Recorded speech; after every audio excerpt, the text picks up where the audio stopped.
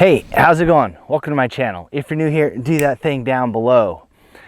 So as you can see, I have a high fender on my KTM 390 Adventure. Now this kit came out from Rocky Mountain ATV and MC about 18 months ago, and I had been delaying putting it on. So the purpose of this video isn't to do an installation of this fender, but more to make you aware that this kit exists in the event that you don't, and where to get it. Rocky Mountain ATV and MC, they have a really good instructions that come with this kit, and they have a really great video on doing the installation.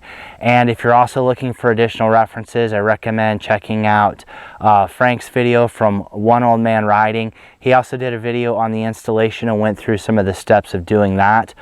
So really what I want to talk about in this video is why I decided to do this, what took me so long, and maybe some of the other reasons you may also consider putting the fender on. And then I'll also go through a couple of things that I saw in the installation and the instructions that I think should have been added to add a little security to this. So I will also add those at the end. So first question is, why has it taken me so long to put this fender on?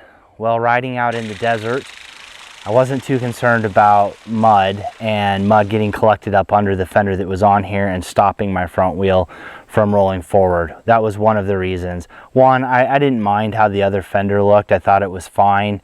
And I wasn't sure how I liked the way this fender looked when I saw some other pictures and then the video of this high fender.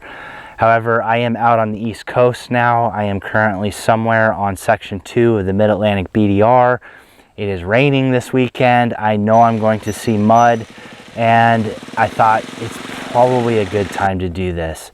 Now, one of the concerns I have about this particular fender is it's not going to protect the front of the engine as well as the other fender did. So I know I'm going to get a lot more stuff thrown up into the front of the engine. So especially with the Black Dog Cycle Works skid plate, it sticks out, it acts as a catch.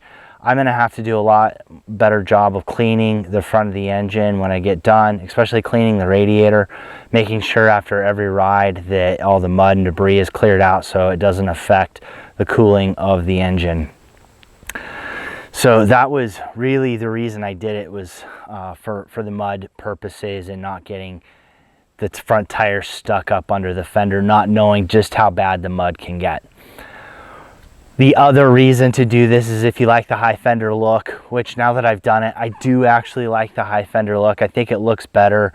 It gives it more of that off-road look, and it actually serves a purpose. It is a functional upgrade, which is really what I've tried to keep all of the modifications I've done to my bike, is to keep them functional, not just for the bling factor, or because that add-on is out there.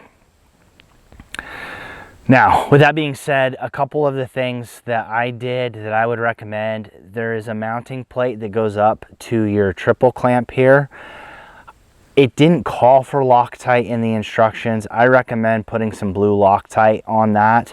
And the reason being is there's a lot of movement. You've got a lot of leverage from this. There's just a lot of vibration in here, and then your suspension compressing. There's a lot going on here, and I didn't want those bolts coming loose.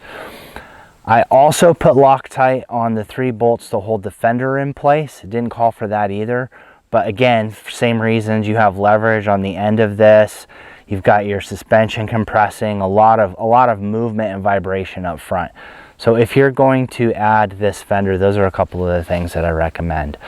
Now, really, if you're going to be in the mud, your bike's going to be muddy, you're going to need to clean it, and now I'm going to have to do quite a bit more cleaning.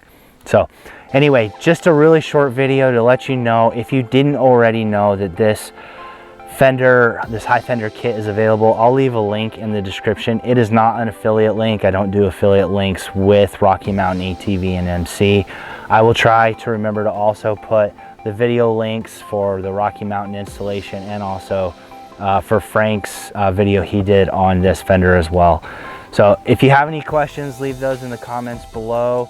If you've done this and you have any experience with it, whether it be good or bad, leave that in the comments below, because I'd like to see what other people's experience on this Fender setup is as well. So thanks for watching.